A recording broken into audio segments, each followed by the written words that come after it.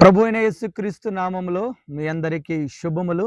ప్రియులరా, ఈ సందర్భంలో ఒక సంగతిని ధ్యానం చేద్దాం. మరియాకు యోసేపుతో ప్రదానము చేయబడిన తరువాత పరిశుద్ధాత్మ వలన ఆమె గర్భము ధరించిన సంగతి యోసేపుకు వినబడినప్పుడు ఆమెను అవమానపరచనొల్లక రహస్యముగా విడనాడాలని ఉద్దేశము కలిగున్న యోసేపుకు దేవుని యొక్క దూత వచ్చి ఇలాగు మాట్లాడుతుంది. మరియను చేర్చుకొనుటకు నువ్వు భయపడవద్దు. ఆమె పరిశుద్ధాత్మ వలన గర్భము ధరించినది కాబట్టి ఆమె ఒక కుమారుని కంటుంది. ఆ కుమారునికి యేసు అని పేరు పెట్టుమని చెప్పినప్పుడు ఒక ప్రవచనాన్ని యోసేపు గారికి దూత తెలియపరుస్తుంది. ఏంటి ఆ ప్రవచనం అంటే, మత్తయి సువార్త 1వ అధ్యాయము 21, 22 వచనాల్లో ఉన్న విషయాలను ఈరోజు మనం ధ్యానం చేసుకుందాం. ఆమె యొక్క కుమారుని కన్ను తన ప్రజలను వారి పాపముల నుండి ఆయనే రక్షించును గనుక ఆయనకు యేసు అను పేరు పెట్టుదవనెను.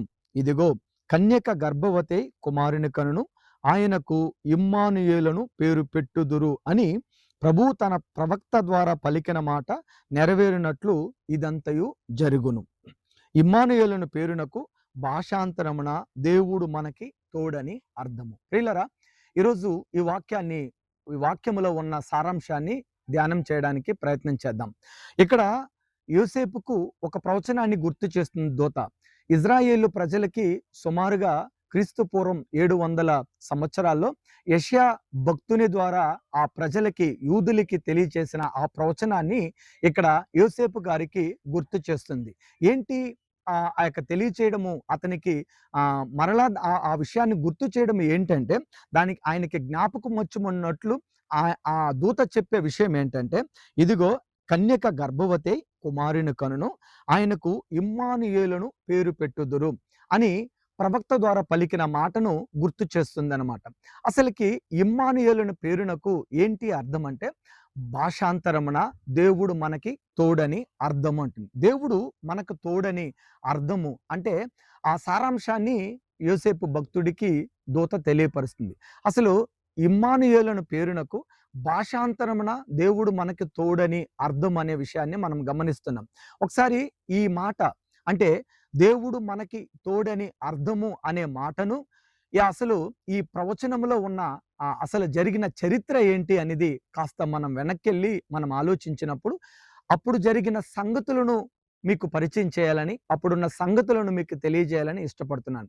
అసలుకి ఈ ప్రవచనం ఎక్కడ రాయబడిందంటే యెషయా భక్తుడు 7వ అధ్యాయములో, యెషయా గ్రంథము 7వ అధ్యాయములో 14వ వచనంలో ఇది మనకు కనబడుతుంది. కాబట్టి ప్రభు తానే ఒక సూచన మీకు చూపును, ఆలకించుడి. కన్యక గర్భవతి కుమారుని కని అతనికి ఇమ్మానుయేలును పేరు పెట్టును. ఈ మాటను మనం ఇక్కడ చూస్తున్నాం. యెషయా గ్రంథం 7వ అధ్యాయం 14వ వచనంలో. అసలుకి ఈ మాట ప్రవచనము రావడానికి గల కారణం ఏంటి, అక్కడ జరిగిన పరిస్థితులేంటి అనేది మీ ముందు ఉంచాలని నేను ఆశపడుతున్నాను. చరిత్రను కాస్త మీకు తెలియచేస్తాను. ఇది జాగ్రత్తగా గమనించాలని ప్రేమతో మనవి చేస్తున్నాను. ప్రియులరా, ఇక్కడ ఏంటంటే యూదారాజు అనే ఒక రాజు, అహజు అనే రాజు ఉన్నాడు. ఈ అహజు అనే రాజు మీదకి సిరియనుల రాజును, ఇజ్రాయేలు రాజును ఇద్దరు బయలుదేరి యుద్ధానికి వస్తారు. యుద్ధానికి వస్తే అప్పుడు యూదుల రాజు అయిన అహజును ఓడించడానికి సిరియా రాజుకును ఇజ్రాయేలు రాజును వాళ్ళు వల్ల కాలేదు. వాళ్ళు ఆ పనిని అంటే ఆ రాజును వారు జయించలేకుండా పోతారు. అప్పుడు జయించలేని పరిస్థితుల్లో వీళ్ళు వెనుదిరిగినప్పుడు వీళ్ళు వెళ్ళి మళ్ళీ ఏం చేస్తారంటే సిరియన్లు ఎఫ్రాయిములను తోడు చేసుకుంటారు. ఇప్పుడు ఇజ్రాయేలీలు, ఇటు సిరియన్లు, ఇటు ఎఫ్రాయిములు, వీళ్ళు ముగ్గురు కలిసి యూదుల మీదకి రావాలని చూస్తున్నప్పుడు అక్కడున్న ప్రజలు, యూదుల యొక్క ప్రజలు మనస్సులు ఎలా అవుతుందంటే, ఒక చెట్టు గాలికి ఊగినట్లు వాళ్ళ హృదయము ఊగుతుందనే సందర్భాన్ని మనము యెషయా గ్రంథం 7వ అధ్యాయంలో మనం చూడగలుగుతాం. అయితే ప్రియులరా, అలాంటి పరిస్థితుల్లో యెషయా భక్తుని ద్వారా ఈ ప్రవచనం ఇస్తుంది. చూడండి, ఎంతమంది మీ మీదకొచ్చినా, ఎంతమంది మీ మీ మీదకి లేసినా అది వారి వల్ల కాదు. వారు మిమ్మల్ని జయించలేరు. ఎందుకంటే మీ దేవుడు మీకు తోడై ఉన్నాడు అనే ప్రవచనాన్ని ఆ రోజు తెలియపరుస్తారు.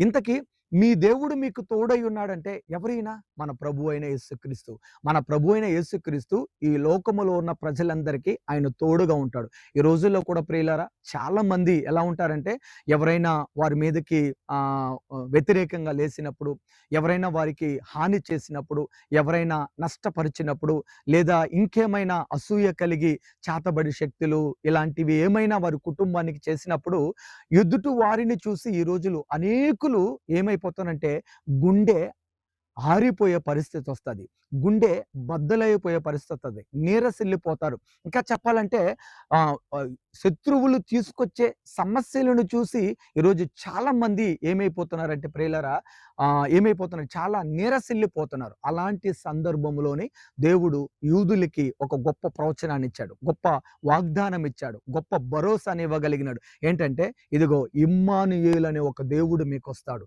ఇమ్మానుయేలు అనే పేరునకు దేవుడు మనకి తోడని అర్థము. దేవుడు మనకి తోడని అర్థం. దేవుడు మనకు తోడుంటాడు ప్రియమైన వాళ్ళారా. మీరు ఎప్పుడైనా దేవుని యొక్క గొప్పతనాన్ని గ్రహిస్తారో అప్పుడు దేవుడు మీకు తోడుగా ఉంటాడు. మీరు దేవుని మీద ఆనుకోండి. ఆ రోజు యూదులు దేవుని మీద ఆనుకోలేదు కాబట్టి వారిని చూసి శత్రువులను చూసి వారు గుండె అవిసిపోయింది. వాళ్ళు తల్లడిల్లిపోయారు. వారు నీరసిల్లిపోయారు. వాళ్ళు జడిశారు. వాళ్ళు భయపడ్డారు. అలాంటి పరిస్థితిలో దేవుడు మీకు తోడైనాడు. ఎంతమంది మీకు తోడు లేకపోయినా దేవుడు మీకు తోడుంటే చాలు. ఆయనే మిమ్మల్ని నిరంతరం నడిపించే దేవుడు. అందుకే సర్వోన్నతుడైన, సర్వశక్తిమంతుడైన, ఆది సంభూతుడైన అని అనేక నామము కలిగిన దేవుడైన ఆ గొప్ప దేవుడు మనకు తోడుగా ఉంటే ఎంతమంది మనకి శత్రువులుగా లేసిన భయం లేదు ప్రియమైన వాళ్ళారా. అందుకే ఈరోజు మీ అందరికీ మాట నేను తెలియపరుస్తున్నాను. మీకు ఇలాంటి పరిస్థితి ఏమైనా ఉందా? మీరు శత్రువులను చూసి జడిసిపోతున్నారా? మీకు ఎదురయ్యే కష్టాలను చూసి మీరేమన్నా గుండె